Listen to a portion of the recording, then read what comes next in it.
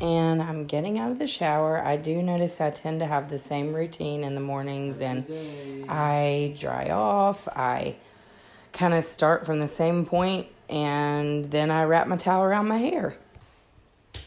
Getting out of the shower again. It's second day of doing this. I feel clean and refreshed and off toward my day.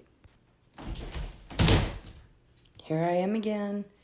Today I actually shaved my legs, which is always a great feeling, drying off and feeling all smooth and somehow cleaner. I love my showers.